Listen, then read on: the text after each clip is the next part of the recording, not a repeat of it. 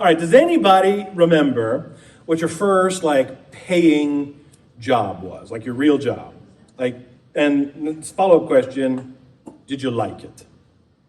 Like my wife, Jen, her first job was as a babysitter. And she did like it. She was good at it. She still works part-time as a nanny, right? That's been a big part of her life. I did not care for my first job.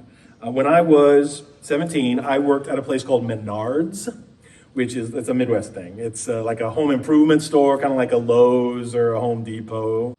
And my job title was carry-out. I was a carry-out boy. And that meant that when people bought something like big or heavy, I was supposed to help them load it into their vehicles, right? But the thing is, that didn't happen all that often. Unless we were really busy, it really just happened a few times a day tops. So what I spent my days actually doing were things like sweeping up the floor, cleaning up messes in the bathroom, setting up displays of big 50-pound bags of salt, things like that. And I was also the guy who retrieved the shopping carts from those corrals. Both the regular shopping carts and the big flat carts that you see in stores like that. And to this day, when I see someone not return their cart to the cart corral, I judge them. I know I shouldn't. but when you're the guy that has to go around the entire parking lot finding them, and then sometimes they damage vehicles and you got to fill out a report, you don't have a very high opinion of people who do that. So suffice to say, it was not a very glamorous job. And I did not especially enjoy it. But at least I did get paid for it, technically. Because I also remember when you get your first paycheck and you open it up and then you see how much was taken out for taxes. You're when you're 17, you're is this even worth it? Why am I even doing this? And I remember my parents were welcome to the world of gainful employment, okay? This is where we're all dealing with.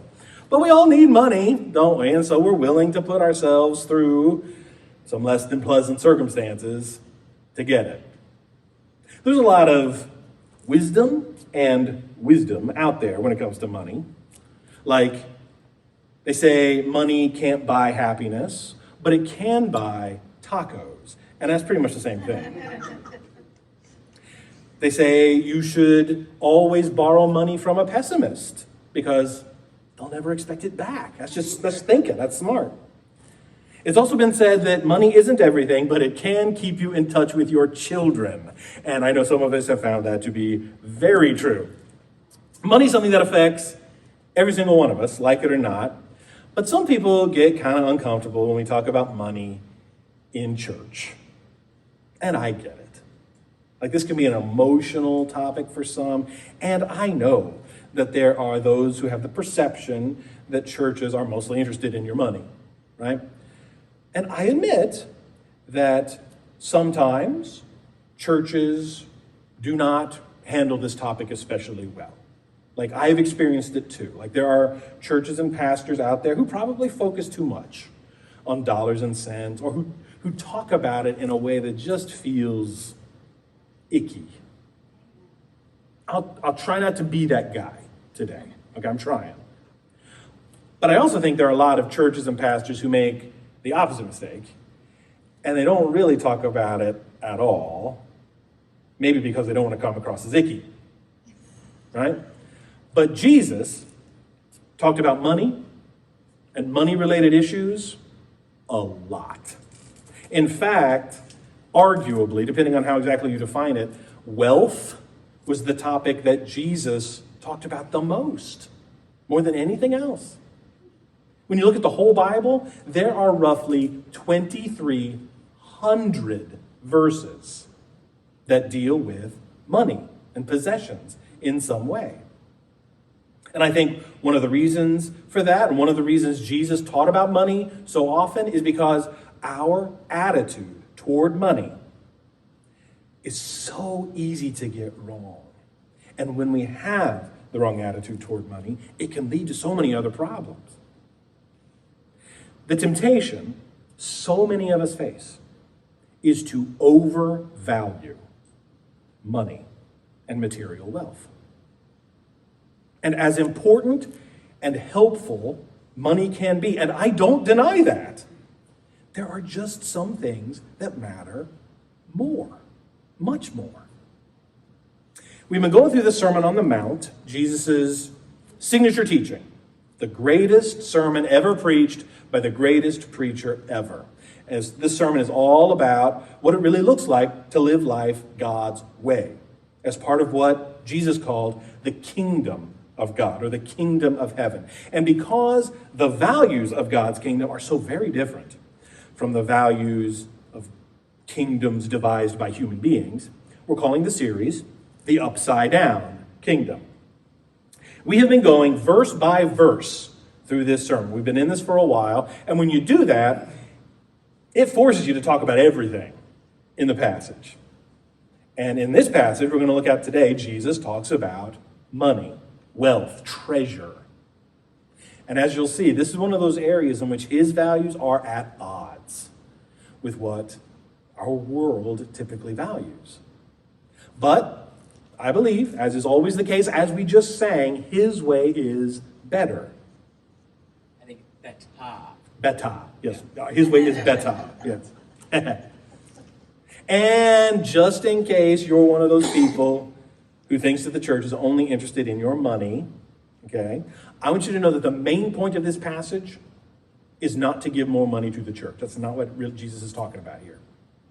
This is much more about the attitude we have regarding our material wealth.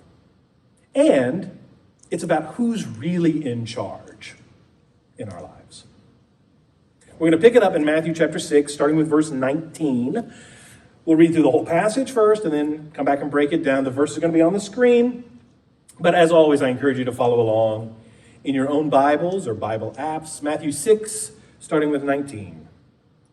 Jesus says, "Do not store up for yourselves treasures on earth, where moths and vermin destroy, and where thieves break in and steal. But store up for yourselves treasures in heaven, where moths and vermin do not destroy, and where thieves do not break in and steal. For where your treasure is, there your heart will be also. The eye is the lamp of the body. If your eyes are healthy, your whole body will be full of light. But if your eyes are unhealthy, your whole body will be full of darkness. If then the light within you is darkness, how great is that darkness? No one can serve two masters. Either you will hate the one and love the other, or you will be devoted to the one and despise the other. You cannot serve both God and money." All right. So Jesus talks about storing up treasures in heaven as opposed to on earth. Okay, what's the difference? Treasures on earth, Jesus says, are temporary and they are perishable. They can be ruined by things like moths or rodents chewing up your expensive clothes, like they would have been a sign of wealth in that culture, or ruining your furniture, or by a natural disaster, like a fire or a flood. They can be snatched away from you by a thief, or even by like a bad day on the stock market. And I would include things like earthly pleasures on this list, not necessarily possessions, because they are fleeting. Like you enjoy them for a moment, but then they're gone. In contrast, treasures in heaven are eternal. They last forever, and no one can take them away from you. Some people think Jesus, when he said this, is making a connection with what he was just talking about, the good deeds he just mentioned that we've been talking about in here the last 2 weeks. Giving to the needy, prayer, fasting. Those are treasures in heaven, acts of worship, things we do for God. When we love God with all that we are and put him first in our lives. When we love our neighbors, including our enemies, people who hate us, who wish us harm, as we love ourselves and treat others the way we wish to be treated. Treasures in heaven. When we make disciples, helping them know and love and follow Jesus. Those are all treasures in heaven. You might say that investing in people is investing in treasures in heaven because while like our lives are short, our souls live on. People are eternal. So Jesus says to store up the right kind of treasure, the kind that will last even into eternity. Now, this kind of language, this kind of talk would have been surprising to that original audience back then. Just yet another thing that Jesus says that's shocking, because when Jesus first said these words, a lot of people believed that material wealth equals God's blessing. Like it was a sign of God's blessing. And as long as you acquired it honestly, you didn't cheat people to get it or steal it, wealth was an indication that God approved of you and the direction your life was going. So if you had money, it was like the big thumbs up from God. You're doing okay, kid. Conversely, if you didn't have money, that meant you were doing something wrong. And God was trying to discipline you in some way. Jesus did not subscribe to that idea at all. Not at all. In fact, he says, don't worry about earthly treasures too much. Treasures in heaven are way better. That's true wealth. That should be your focus. And then Jesus says in verse 21, for where your treasure is, there your heart will be also. Now that's reverse of the way we might expect him to say it, right? Like we might think Jesus would say where your heart is, like what you really care about, that's where you're going to put your treasure. But Jesus knows human nature better than anyone else ever has. He says, where your treasure is, what you invest in, that's what you're really going to care about. And that's true, isn't it? The more we invest our money, our time, and energy into something, the more we care about its well-being. That's true if it's a sports team. Like, I was really invested in the Tampa Bay Rays this year. I wasn't a couple of years ago. It didn't hurt as much when they lost. It hurt this year because I cared more. I invested more. It's true, like a favorite restaurant. A new restaurant opens up and you're like, this is pretty good. I really hope this makes it. So what do? You keep going. You tell your friends about it. I want this place to succeed. Maybe a brand new church. It's true of that too. Or even a person. Like if it's somebody you really pour into, you spend a lot of time with them, you have a vested interest in seeing them succeed. And then Jesus says something kind of strange. He says it's all about the eye is the lamp of the body, and if your eyes are healthy, your body will be full of light. If your eyes are unhealthy, your body will be full of darkness. And if you're like me, the first time you heard that, you're like, huh? Like, what? So if that was your reaction, join the club. What is he talking about? Short answer, nobody really knows, okay? Like this is one of those spots that nobody's 100% sure. Our best guess is that he seems to be referencing the way that ancient Jewish writers would talk about the eye, like it was a common analogy in that culture. And scholars have different opinions on what exactly the point is he was making. I read a whole bunch of different ideas. The one that makes the most sense to me in context is that Jesus is saying what you look upon, like what fills your eyes, what you look upon, what you focus on, affects who you are on the inside. Like what you look at impacts who you are. What you focus on with your life, what you aspire to, it comes inside too. And so if you're focused on treasures in heaven, you're focused on the light, the kingdom of God, that means that light will fill you from the inside out. It'll become who you are. But if your focus is on not necessarily bad things, but temporary things, treasures on earth, like you may think That's God's blessing. You may think that's what you're supposed to pursue. I mean, isn't this what everybody's supposed to do? Isn't that the ancient Israeli dream or the American dream or whatever? You may think it's light, but really it's darkness. It's not good. And that will fill you from the inside out. So make sure your eyes are focused on the right things, the light. And then Jesus says something that is a lot simpler to understand. He says, no one can serve two masters. It just doesn't work. God and money cannot both be in charge of your life. We cannot really serve God if we're enslaved to money. Now, we don't like thinking of it as being enslaved. Like in our culture, we like to think of ourselves as independent. Like we don't serve any master. But the Bible says we're all slaves to something. We all bow our will to something. Something's calling the shots in our lives. It's in the driver's seat. And if it is not God, it's something else. And there are a lot of other things it could be. It could be any form of sin, desire for just personal pleasure or satisfaction or whatever. Today we're focused on materialism, money and all that it might represent, status, security, whatever. And I think if we're honest, for a lot of us, that is what drives our decisions.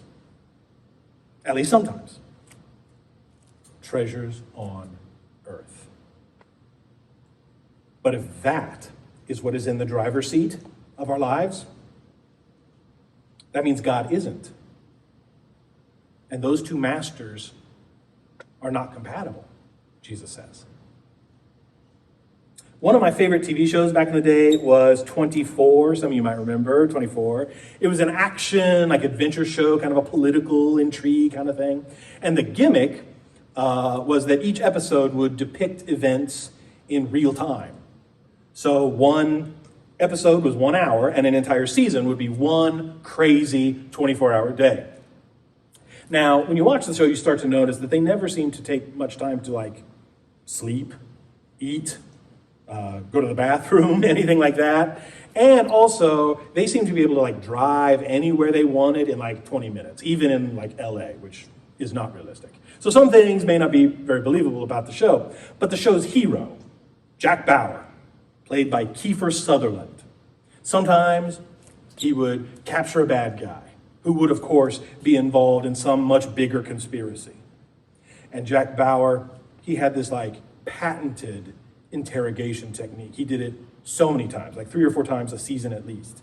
He would say really gently, "Who are you working for?" And then he'd go, "Who are you working for?" He'd scream it. For the record, the technique did not seem to work very often, but it was memorable. And that's our question. That's our question today. Who are we really working for? When it comes down to it, who's our true master?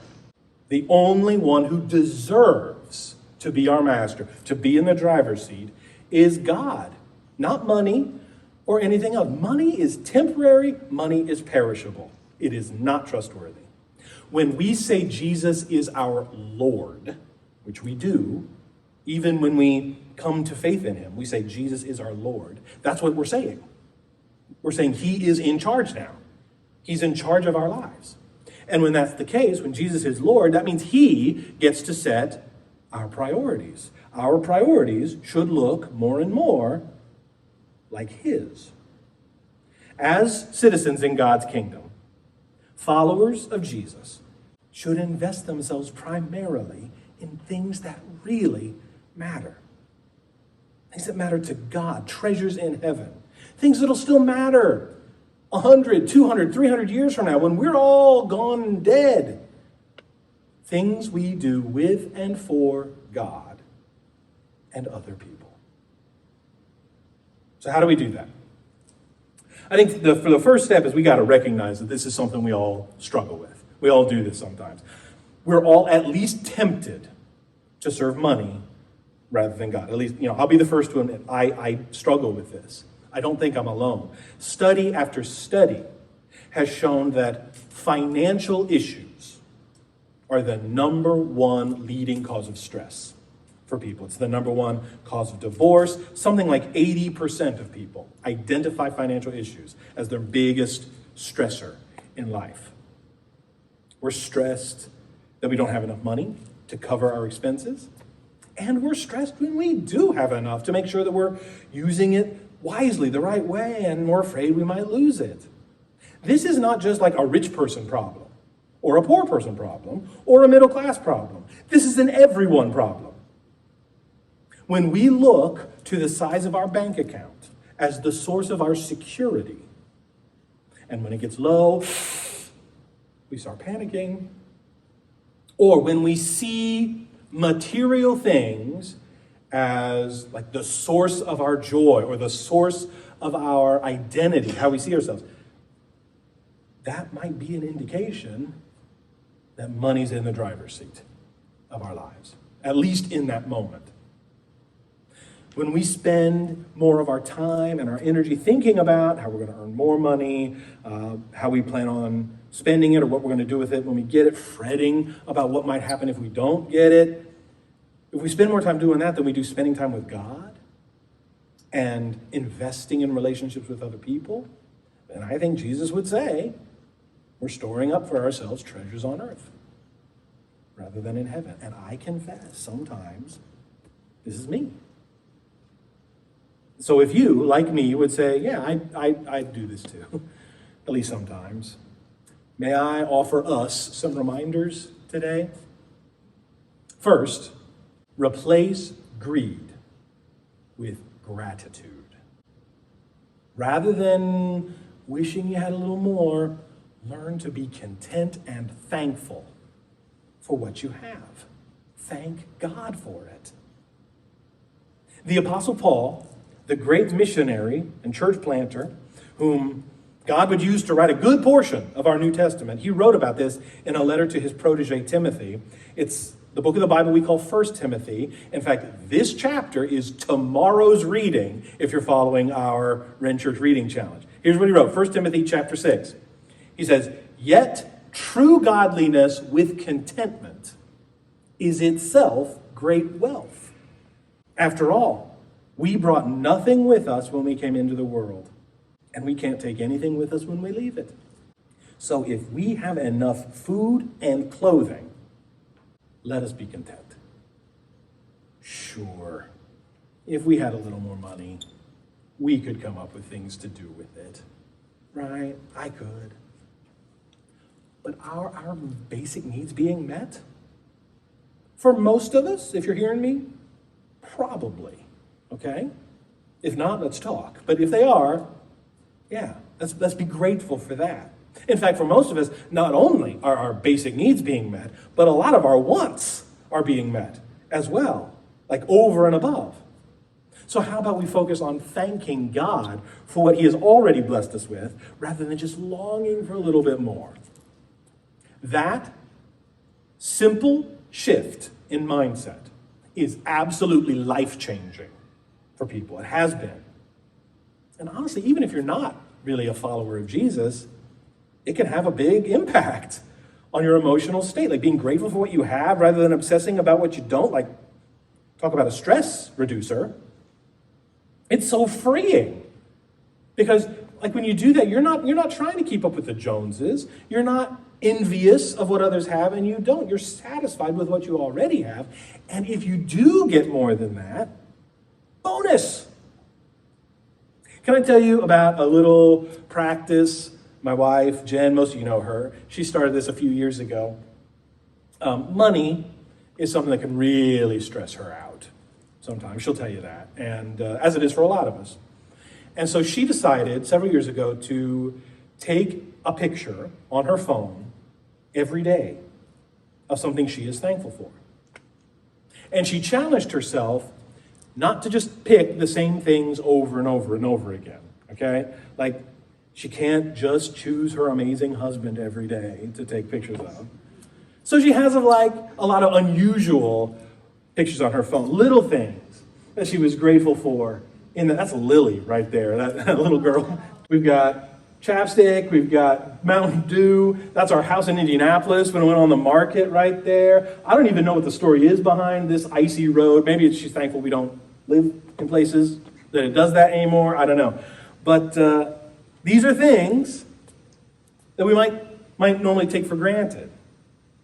But being intentional to thank God for them, even in just one little moment a day, has helped Jen replace greed with gratitude. Okay. Second, remember that wealth is a tool. It's not an end in itself. Money is morally neutral. It's neither good nor evil, just like a lot of things. It's not wrong to have it. There are a lot of examples in the Bible of godly people who also had money. Abraham, Job, Lydia, among others. And there were godly people who were poor by the world's standards. Not everyone is necessarily called to live a life of poverty. That's not what Jesus is saying. The problem is not money itself. It is our attitude toward money. Paul goes on in 1 Timothy, from the verses we just read, he goes on, but people who long to be rich fall into temptation and are trapped by many foolish and harmful desires that plunge them into ruin and destruction. Get this famous verse, for the love of money is the root of all kinds of evil. And some people craving money have wandered from the true faith and pierced themselves with many sorrows. And then skipping down a few verses later, Paul writes, teach those who are rich in this world not to be proud and not to trust in their money, which is so unreliable. Their trust should be in God, who richly gives us all we need for our enjoyment. Money isn't evil, but the love of money, obsession with money, preoccupation can lead us into some pretty dark places. We think, if only I had just a little bit more, then I'd be really happy. Then my problems would be solved. Or our sense of security and identity and pride is based on what we own, what we can afford, what kind of neighborhood we live in, our standard of living. In a sense, we put our hope and trust not in God, but in money. But Paul says, that's unreliable. Like, our trust should be in God. He will never let us down. He gives us what we truly need, and some things simply to enjoy, things that make life worth living. And we all know that many of the best things in life you just can't buy. Remember, if you're a follower of Jesus, this world is not your home. We're just passing through on our way to a much better future with God. So are we using our resources primarily on things that are going to last beyond this life? Are we using what we have as a tool to love God, love people, and make disciples even better? That's treasure in heaven. That's treasure that lasts. Money is nice to have, not saying it's not, but it's just a tool. It's not deserving of our hope or our trust. Third, invest in what really matters. Back to 1 Timothy 6, Paul goes on, tell them, those with money, to use their money to do good. They should be rich in good works and generous to those in need, always being ready to share with others.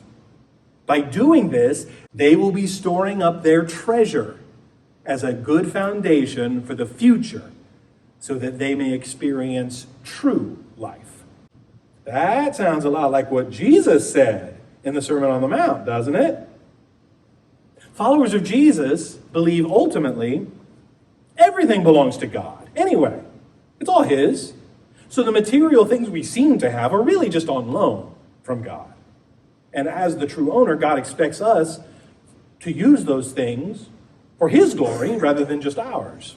We've talked about this before. We talked about this just a few weeks ago. We are to be generous with our resources. Give to those in need. Show others the love of Jesus and teach them to follow Jesus. And we can give not just our money, but our time and our energy as well. That's investing in treasures in heaven. And yes, that includes giving to your local church community.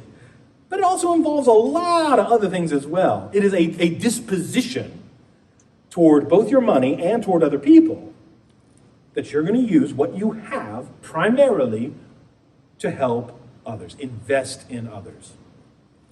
Store up treasures in heaven. Because even though we are all slaves to something, you can choose your master.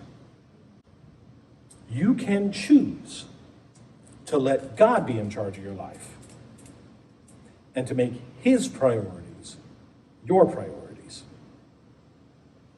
Replace greed with gratitude. Remember that wealth is just a tool. And invest in what really matters. Now, for some of us, this may mean we need to reevaluate how we're spending our money. Are you spending too much on things that don't really matter? I don't know. That's something for you to talk about with God. He'll show you. Are you spending enough money, time, energy on things that do matter? Things that matter to God, loving people, and making disciples. Wherever you are on your spiritual journey, I mean, even if you've been a Christian a long time, these are questions worth asking, reevaluating, reassessing where you are on this. It's got me thinking about some things too. Many of us were very blessed to have someone invest in us. A family member, a teacher, a friend, a pastor, and it helped us get to where we are now spiritually. So what are we doing to invest in someone else? One of my very favorite modern preachers, a guy named Francis Chan, said this: "Our greatest fear should not be of failure, but of succeeding at things in life that don't really matter." The question is, are you investing in things that matter? I am glad that Jesus modeled this for us. Jesus left the riches and glory of heaven to be born in humility to a not very wealthy family. His first bed was a feeding trough for animals. Jesus taught us what really matters. And what mattered most to him, his mission, was reuniting people with God, dealing with their sin, and rebuilding the relationship they were created to have. And that mission mattered so much to him that he was willing to die for it. May we treasure the same things he treasures.